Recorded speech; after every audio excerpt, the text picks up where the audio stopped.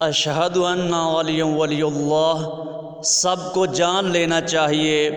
کہ ہم اشہد ان ولی ولی اللہ کی وجہ سے ہیں، لیکن اشہد ان ولی ولی اللہ ہماری وجہ سے نہیں ہے، یعنی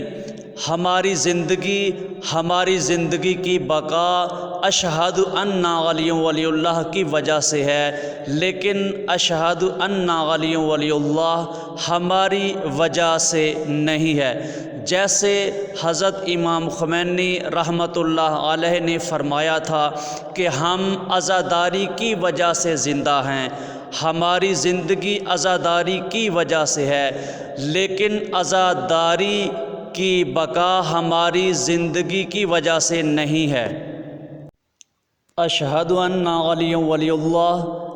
یہ صرف علی علیہ السلام کا ذکر نہیں ہے، بلکہ اشہد ان ولی ولی اللہ رسول اکرم صلی اللہ علیہ وآلہ وسلم کا ذکر ہے، اور ہمارے نبی صلی اللہ علیہ وآلہ وسلم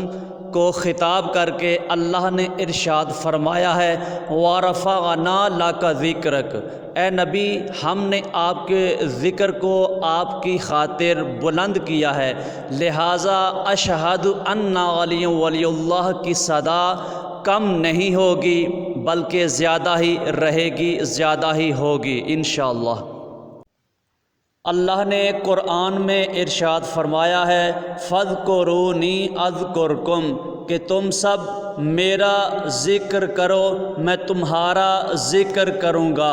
مولا علی علیہ السلام نے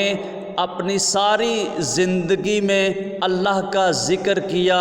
اور نہج البلاغہ کا ایک ایک لفظ اس بات کا گواہ ہے کہ مولا علی علیہ السلام نے اللہ کا ذکر کیا، اللہ کا ذکر کرتے رہے، لہٰذا